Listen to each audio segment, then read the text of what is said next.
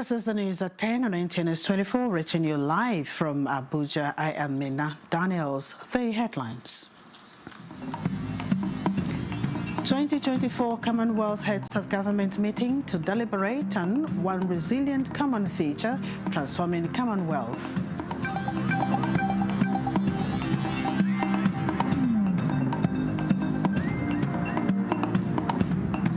Nigerian Army tasks core to sustain research and innovation.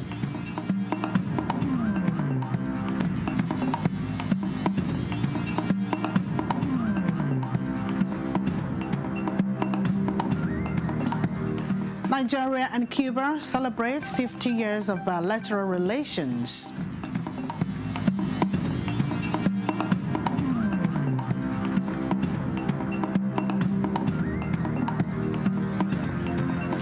Need to integrate persons with disabilities in Nigeria's criminal justice administration and reform emphasized.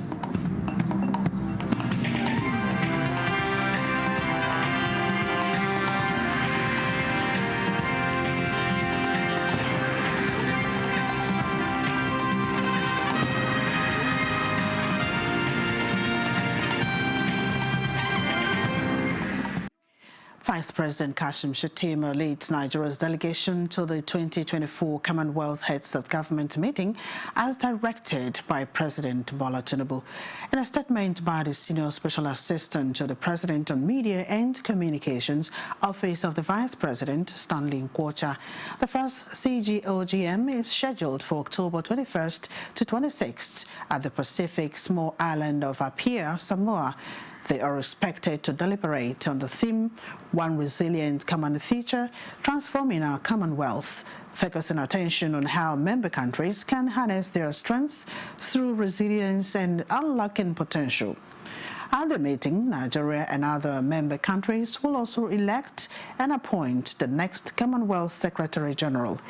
In line with the agreed memorandum on the establishment and functions of the Commonwealth Secretariat and the principle of regional rotation, the next Commonwealth Secretary General will come from Africa.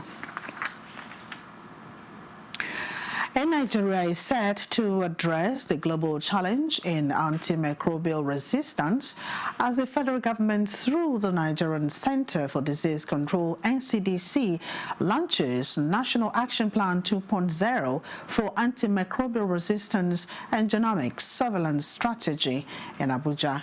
Coordinating Minister of Health and Social Welfare, Professor Ali Pate, said the action plan is part of fulfilling Nigeria's commitment at the last United Nations General Assembly in New York. Oluseyi Adiagbo has details. Antimicrobial resistance, Impaired, is a critical global health threat projected to cause 10 million deaths annually by 2050, with Nigeria already facing over 64,000 deaths since 2019. Honored to formally launch the second National Action Plan on Antimicrobial Resistance. Very good. Next, we pick the genomic. The launch of these two health strategies, the National Action Plan 2.0 for antimicrobial resistance and the National Genomic Surveillance Strategy, established the Nigerian government's commitment to tackle AMR in the next 5 years. We are committed to integrating genomic technologies into all aspects of our work, and the plan that has been laid out focuses on building our capacity for not only detection and surveillance, improving our response to emerging infections. We are building a future where every Nigerian will benefit from enhanced healthcare, improved disease prevention, and stronger health security.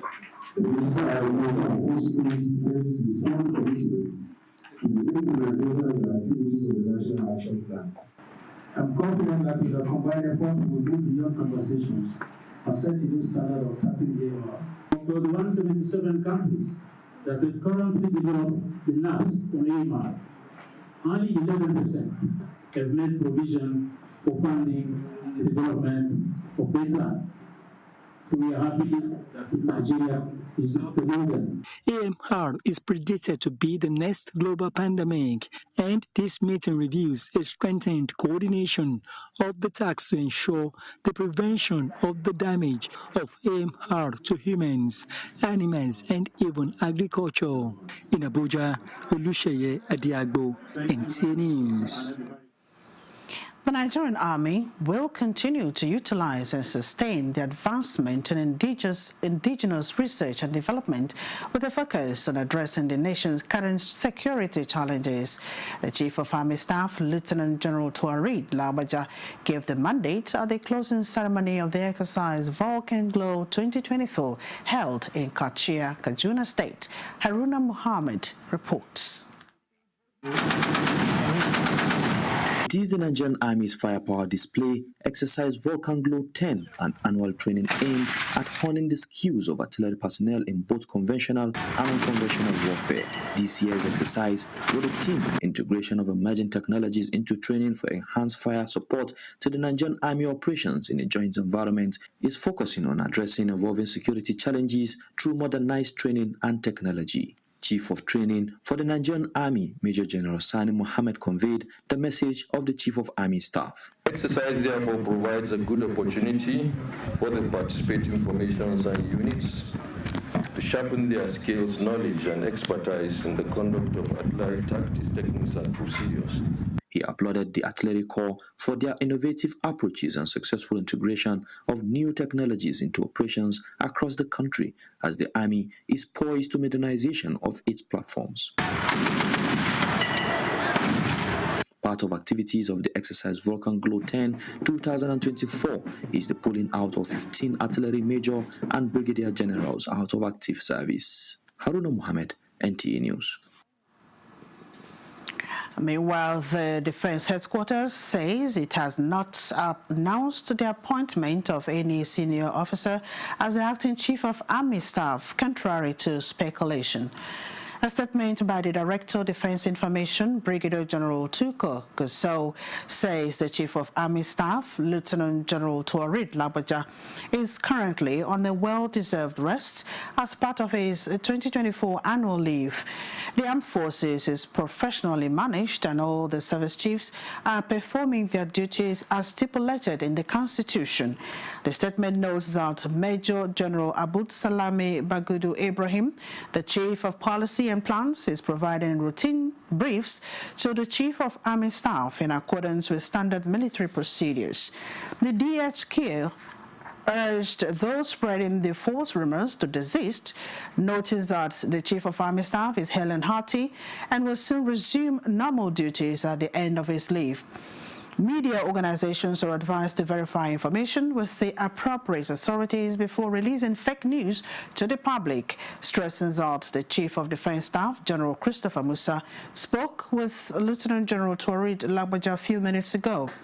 Similarly, those advocating for a military takeover should be aware that such actions are treasonable under the Constitution, adding that the military is steadfastly committed to the preservation and advancement of democracy and are loyal to President Bola Ahmed Tinubu's administration.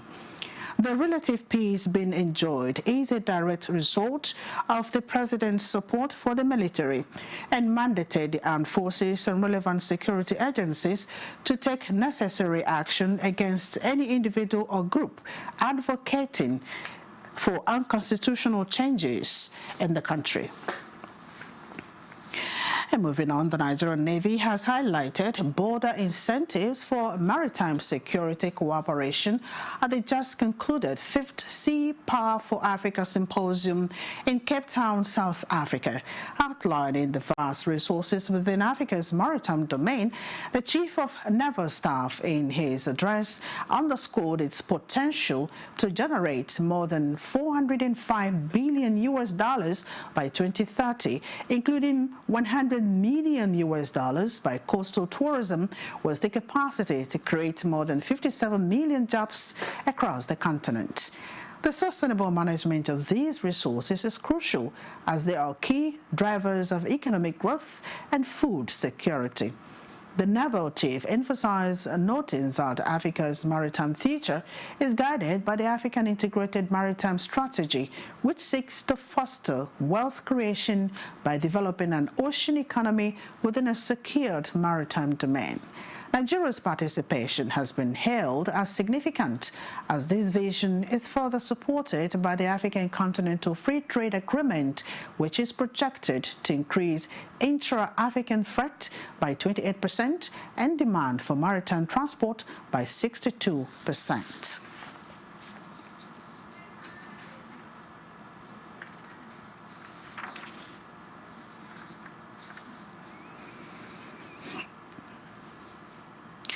Two businessmen and a Canadian-based nurse have been arrested by the operatives of the National Drug Law Enforcement Agency, NDLEA, at the Murtala Mohammed International Airport, Ikeja, Lagos, for attempting to import different types of illicit drugs through the airport. Salwa Khalil has details of this and highlights of NDLEA activities for the week. One of the suspects who frequents Thailand, from where he claims to be importing fish into Nigeria, was arrested on Tuesday, 15 October 2024, while attempting to board a flight to Thailand.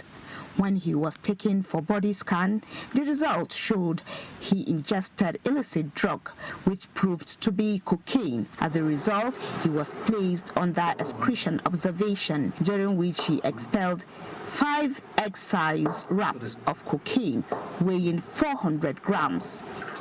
In the same vein, a 26-year-old businessman also excreted a pellet of cocaine weighing 22 grams. The suspect revealed that he was to be paid 2.5 million naira for trafficking the drug.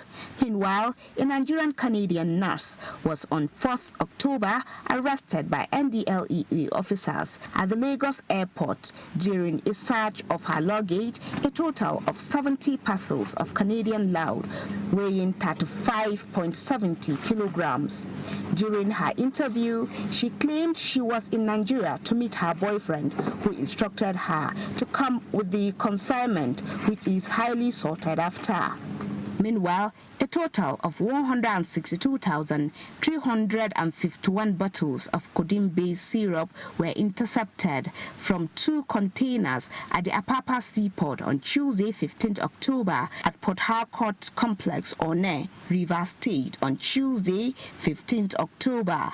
Different strain and quantities of illicit drugs were intercepted in different parts of the country during the week under review. In Abuja, Salwa Khalil Ibrahim, NTA News. Women and girl child advocates are amplifying the global campaign on ending menstrual stigmatization in 9 African countries, Asia and the Caribbean, to raise their awareness of the right of menstruation and healthy habits.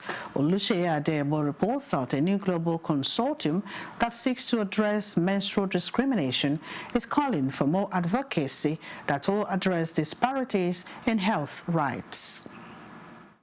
In the global consortium, millions of women and girls suffer period-related stigma, just as lack of access to menstrual products and inadequate education surrounding menstruation, as well as privacy, especially in rural areas, make 58.2% of girls to have experienced teasing for having their periods. Menstruation plays a very integral part in this whole reproductive process, and strangely, so many countries, so many societies and cultures stigmatize and discriminate women and girls based on this process. So there is so much we can do to change that. But what Nigeria can do better is we need to have better policies in place. Many girls still can't afford to get menstrual products. We need to have more men and boys also engage in this work with us. Patience Ogolo Dixon has been in the vanguard of agitating for women with disabilities, with a staunch backing for community engagement to end inferiority. That persons with disability, women with disability in particular, are also experiencing some disrespects, experiences discrimination when it comes to menstruation, and it's very important for us to live a life of dignity without shame. What is the call? The call is that we should work together to increase awareness. The project, which targets an enabling environment for females to exercise rights to menstruate with dignity, free of shame and violence, is to be implemented in 5 West and Central African countries, including Nigeria, 2 countries of Asia, and 2 from the Caribbean. In Abuja, Olusheye Adiagbo, NTA News. This is the news at 10 on NTA News 24. Please stay tuned for more reports when we return.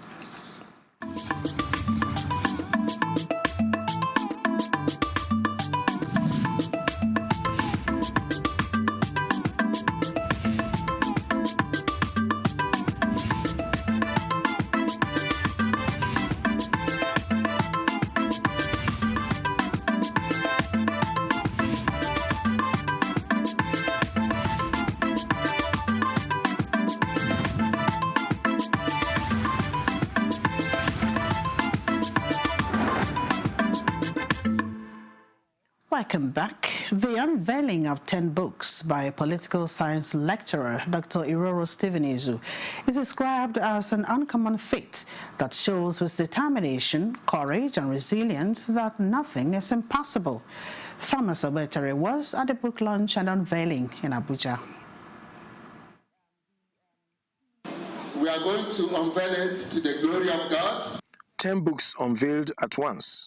The books examined political science, security, political economy, oil and gas, as well as local government reforms in Nigeria, among other fields of human endeavors. The reviewers say the book are a compendium of research studies for students, policymakers, and the academics. And this author with these 10 books has done remarkably well, capturing different facets of our country, our politics, our economy, leadership and governance, the question of federalism and resource control. The 3 arms of government must be able to work together, in conjunction, independently and interdependently for the survival of the whole system. Other guests recommended the books for all Nigerians, especially students of higher institutions, noting that Nigeria as a nation must start recognizing brains like Dr. Iroro, who are also encouraged to start writing problem-solving books. And with what he has done now, it is high time for the government to come in. For those people that have shown this kind of industry, they need to be encouraged. To launch 10 books at once is historic. It's phenomenal. The author of the book, Dr. Iroro Izu, who has also lectured in 6 universities across Nigeria, say he is inspired by the need to research into socio-economic challenges confronting the nation in order to provide solutions. The motivation to write these 10 books and 2 novels is to meaningfully, shape, and reshape, the political and economic topography of the countries. The 10 books are titled Maze of Political Theory, Democratization of Deceit, Statecraft, Campaigning on Burial Ground, Calculus of Nigerian Government and Politics, and the World Economy. Others include Oil Tyranny and Ecocide in Nigeria, Prostrate Giant, Colonialism and Migration in Africa, among others. In Abuja, Thomas Obetere, NTA News. And activities marking the 90th birthday celebration of former head of state, General Yakubu Gowon, climaxed with a banquet in his honor at the State House. Attended by many eminent Nigerians from across the country, it was used to pay tribute to a man fondly referred to as a beacon of peace. Kelvin Ehuanae reports.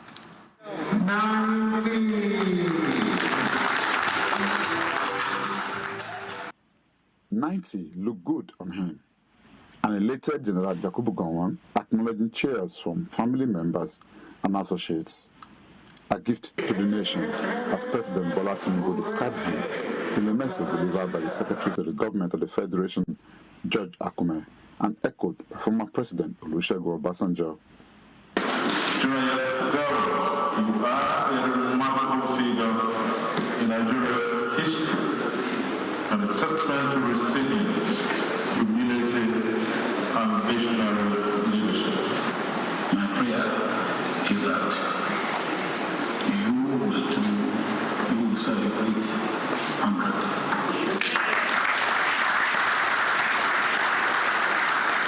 And sir, I will be there.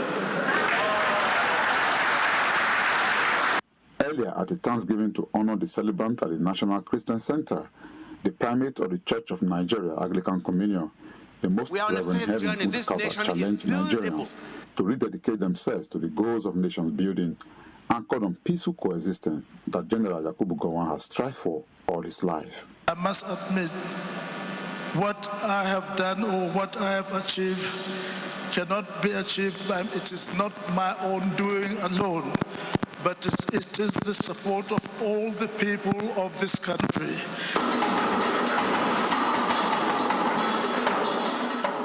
In Abuja, Kelvin Ewonwaye, NTA News.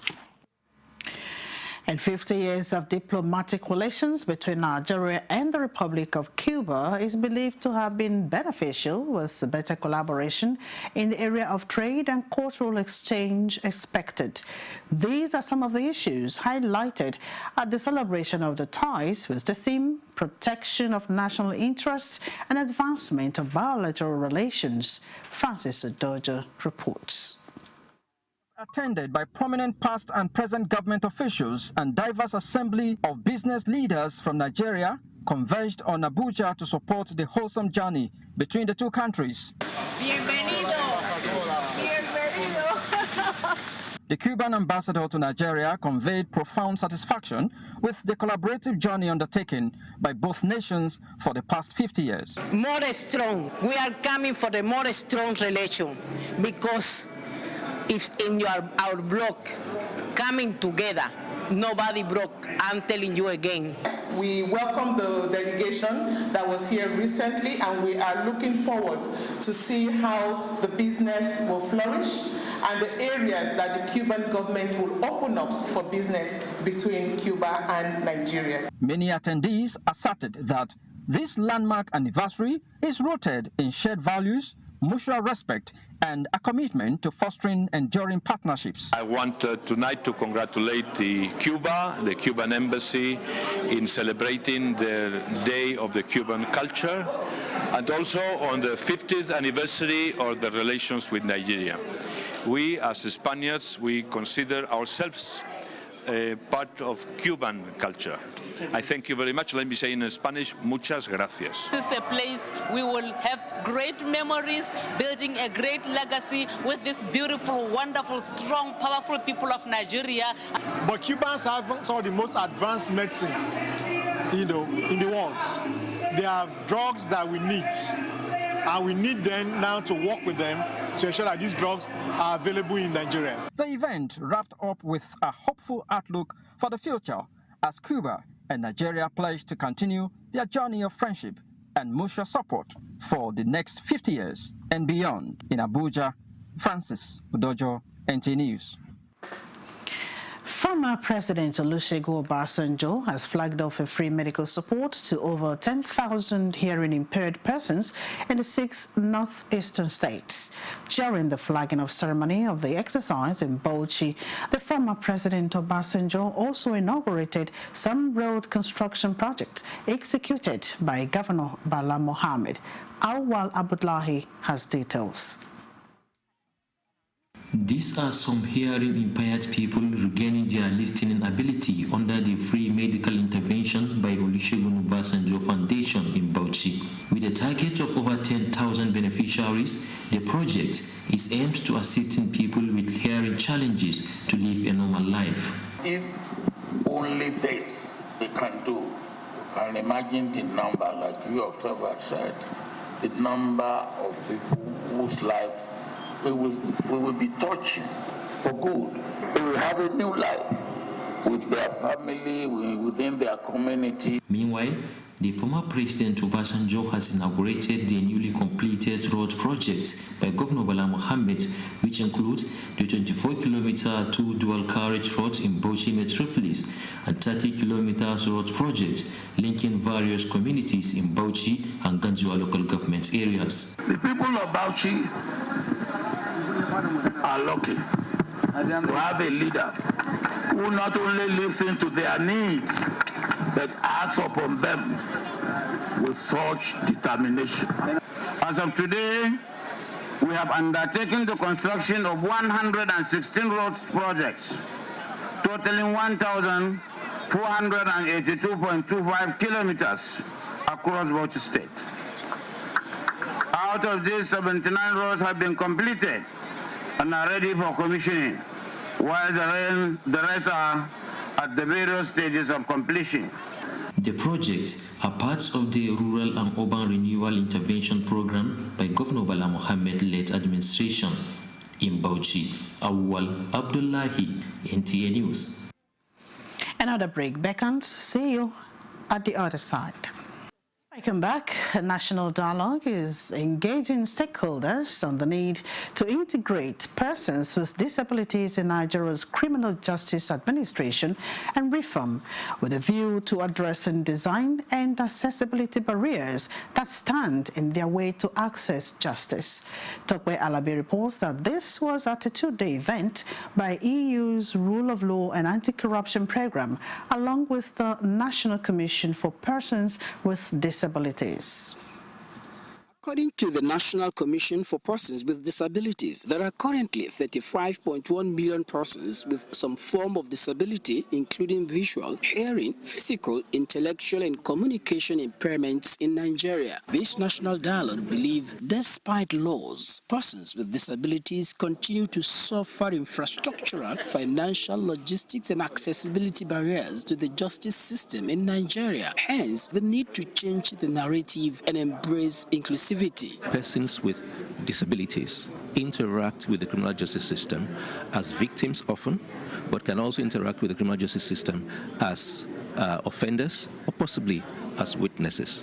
And it's important that the criminal justice system is able to respond and to cater for their needs. I think it's just up, considering the time that we are now, and there will be ways out or way forward how they can be included in the criminal justice system. This is why stakeholders are addressing these barriers towards closing the gaps in the criminal justice system that have been preventing persons with disabilities from equitable access to justice. It becomes very difficult for persons with disabilities who are victims of one crime or the other to report crimes, whether at the police station or other agencies. 100% inclusivity, making provisions for devices, equipments, and all whatnots that will give persons with disabilities their rightful place in the criminal administration. It's part of what the disabled community of Nigeria has been looking for long, because almost all our advocacy based on inclusivity and the human rights.